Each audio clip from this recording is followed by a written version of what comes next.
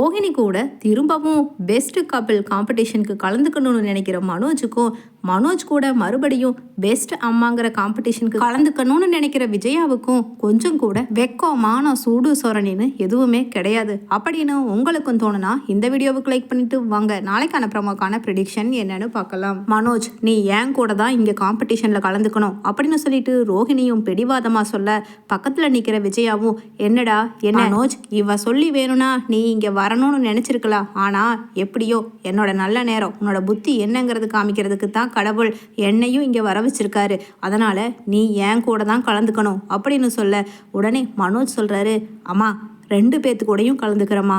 ரோஹிணி கூட கலந்துட்டு பெஸ்ட்டு புருஷங்கிற அவார்டும், உன் கூட கலந்துட்டு பெஸ்ட்டு புள்ளைங்கிற அவார்டும் வாங்கிட்டோன்னா நமக்கு தானமாக பெருமை அப்படின்னு சொல்லிக்கிட்டே முழிக்கிறாரு திருட்டு மொழிய மனோஜ். உடனே விஜயாவோ, உனக்கு வேணும்னா வெக்கமானோன்னு இல்லைடா, எனக்கு இந்த மொகரக்கட்டை இவ கூட சேர்ந்து நீ ப்ரைஸ் வாங்கணுங்கிறதெல்லாம் எனக்கு ஒன்றும் கிடையவே கிடையாது.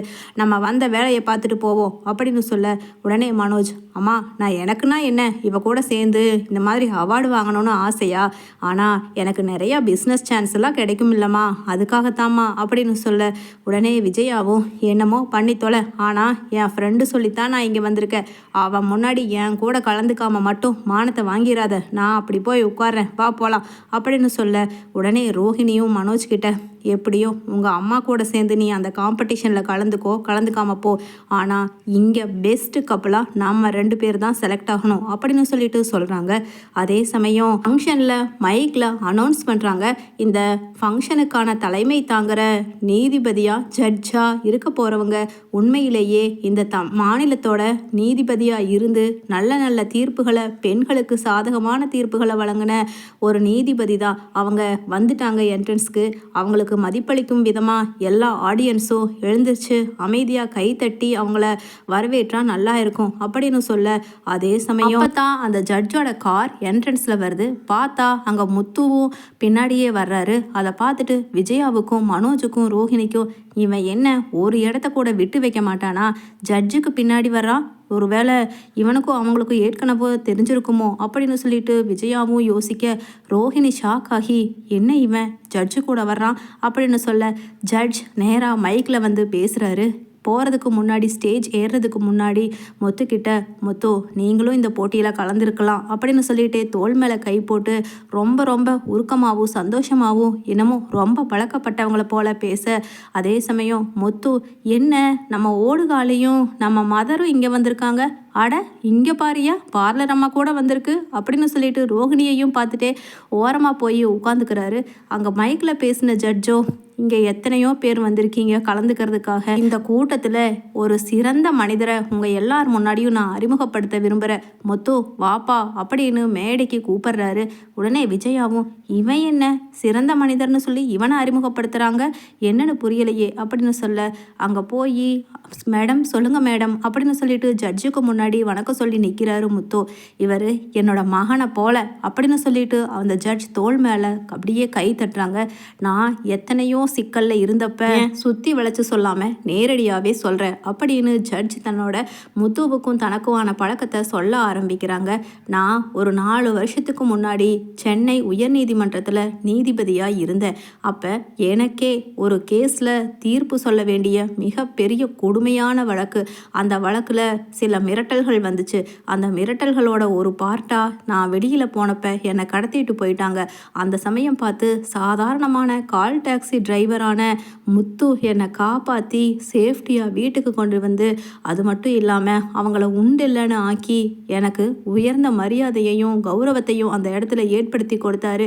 அப்படிப்பட்டவர் நான் பெத்த மகன் கூட என்னை விட்டுட்டு போயிட்டாங்க. ஆனால் பாவம், யார் பெத்த பிள்ளையோ இந்த முத்து, அந்த அளவுக்கு என் மேலே, அப்போ இவர் யாருன்னு எனக்கும் தெரியாது, நான் யாருன்னு இவருக்கு தெரியாது, எந்த ஒரு பிரதிபலனையுமே எதிர்பார்க்காம இவர் செஞ்ச உதவி என்னால் மறக்க முடியலை.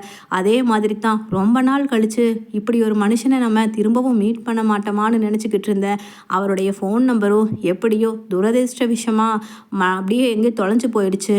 ஆனால் இப்போ நான் கார் ரிப்பேர் ஆகி வர்ற வழியில் எனக்காக கார் கரெக்டாக ஆப்போசிட்டில் வந்த இந்த முத்து திரும்பவும் இங்கே கூட்டிகிட்டு வந்திருக்காரு.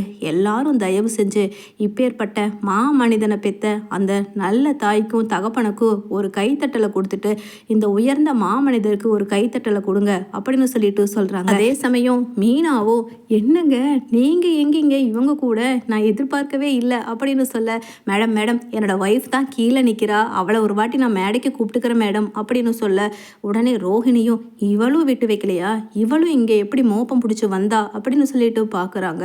அப்போ மீனாவும் மேலே வந்து மேடம் வணக்கம், என்னை ஆசீர்வாதம் பண்ணுங்க அப்படின்னு சொல்லிட்டு அந்த வயதான அந்த ஜட்ஜ் முன்னாடி காலில் விழுகிறாங்க. நல்லா இருமா, 2 பேரும் நல்லா இருக்கணும், எனக்காக நான் ஒரே ஒரு ரிக்வெஸ்ட் பண்ணுறேன், நீங்கள் 2 பேருமே இந்த போட்டியில் கலந்துக்கணும் அப்படின்னு சொல்லிட்டு சொல்கிறாங்க. உடனே கண்டிப்பாக மேடம், ஆனால் நான் இங்கே இவரை எதிர்பார்க்கவே இல்லை, நான் இங்கே இந்த ஸ்டேஜ் டெக்கரேஷனுக்காக ஃப்ளவர்ஸ் எல்லாம் ஷோ பண்ணுறதுக்காக வந்த மேடம், ஆனால் எங்களுடைய நல்ல நேரம் 2 பேர்த்தையும் மீட் பண்ண வச்சிடுச்சு. சரி மேடம், கண்டிப்பாக நாங்கள் கலந்துக்கிறோம் அப்படின்னு சொல்ல, உடனே எனக்கு ஒரு சான்ஸ் கொடுப்பியாப்பா முத்து, உன்னோட அம்மாவா நானும் இங்கே கலந்துக்கணும், உங்கள் அம்மா இருந்திருந்தா நீ எப்படி இந்த இடத்துல பிஹேவ் பண்ணுவியோ அந்த மாதிரி நாம் 2 பேருமே காம்படிஷனில் கலந்துக்கலாம், நான் இங்கே ஜட்ஜ் கிடையாது, இங்கே நானும் ஒரு காம்படிட்டர் தான் அப்படின்னு சொல்லிட்டு அங்கே ஜட்ஜு சொல்ல, உடனே மீனாவும் இல்லை மேடம், இல்லை இவரோட அம்மா இங்கே வந்திருக்காங்க மேடம் அப்படின்னு சொல்லிட்டு சொல்கிறாங்க. உடனே என்ன முத்து, உங்கள் அம்மா இங்கே வந்திருக்காங்களா அப்படின்னு சொல்ல, உடனே முத்துவும் ஆமாம் மேடம், ஆமாம் எனக்கே தெரியல, இங்கே வந்து தான் மேடம் பார்த்தேன், இதோ அங்கே நிற்கிறாங்களே கத்திரிப்பூ கலர் சேலை கட்டிட்டு அவங்க தான் என்னோட அம்மா அப்படின்னு சொல்லிட்டு முத்துவும் சொல்ல, அப்போது ரொம்ப சந்தோஷமாக போச்சு முத்து, நீயும் மீனாவும் பெஸ்ட் கப்பல் காம்படிஷனில் பார்ட்டிசிபேட் பண்ணுறீங்க, உங்கள் அம்மா விருப்பப்பட்டா பெஸ்ட் மதர் அண்ட் சன் காம்படிஷன்லையும் 2 பேரும் பார்ட்டிசிபேட் பண்ணி நீங்கள் தான் நிச்சயமாக அவார்டை வின் பண்ண போகிறீங்க. தயவு செஞ்சு மற்ற காம்படிட்டர்ஸ் எல்லாம் தப்பாக எடுத்துக்காதீங்க, திறமைக்கு கண்டிப்பாக மதிப்பு கிடைக்குங்கிற நம்பிக்கையில் தான் நான் அப்படி சொன்னேன், மற்றபடி உங்களுக்குள்ள அதை விட திறமை இருந்தால் நிச்சயமாக நீங்களும் வெல்லலாம், வாங்க போட்டியை ஆரம்பிக்கலாம் அப்படின்னு சொல்லிட்டு எல்லாத்தையுமே என்கரேஜ் பண்ணிட்டு ஜட்ஜும் போய் உட்காந்துடுறாங்க காம்படிஷனை பார்க்கறதுக்காக. அதே சமயம் மனோஜும் அம்மா அதுதான் முத்து வேற வரான்னு சொல்லிட்டானே, அப்புறம் நான் எப்படிம்மா நான் ரோஹிணி கூட போகவா அப்படின்னு சொல்ல, அடைச்சி போய் தொலை அப்படின்னு சொல்லிட்டு விஜயாவும் அடித்து துரத்துறாங்க. வெளிப்படையாக நடத்தப்பட்ட அந்த போட்டிகளில் முத்துவும் மீனாவும் பெஸ்ட் கப்பல் அவார்டை வாங்குறாங்க. அதே சமயம் விஜயா இல்லை மேடம், எனக்கு இன்னொரு சன் வந்திருக்கா மனோஜ், அவன் தான் என்னை பற்றி கரெக்டாக புரிஞ்சிருப்பான், அவனும் இந்த காம்படிஷனில் கலந்துக்கட்டும், நானும் அவனும் கலந்துக்கிறோம் அப்படின்னு சொல்ல, உடனே ஜட்ஜ் ஓகே அப்போ உங்களோட விருப்பம்தான் முத்து, சரிப்பா வெயிட் பண்ணு அப்படின்னு சொல்லிடுறாங்க. விஜயாவும் மனோஜும் கலந்துக்கிற போட்டி ஸ்டார்ட் பண்ணுறதுக்கு முன்னாடியே நிறுத்துங்க, இவங்க 2 பேருமே சிறந்த அம்மாவும் கிடையாது சிறந்த மகனும் கிடையாதுன்னு ஒரு குரல் பின்னாடி கேட்குது. யாருன்னு திரும்பி பார்த்தா அங்கே அண்ணாமலை நிற்கிறாரு. உடனே ஜட்ஜும் எழுந்திரிச்சு போய் அண்ணே நீங்களா அப்படின்னு சொல்ல, ஆமாம்மா ஆமாம்மா பாரதி நான் தான் அப்படின்னு சொல்லிட்டு சொல்ல அசிங்கப்பட்டு நிற்கிறாங்க விஜயா.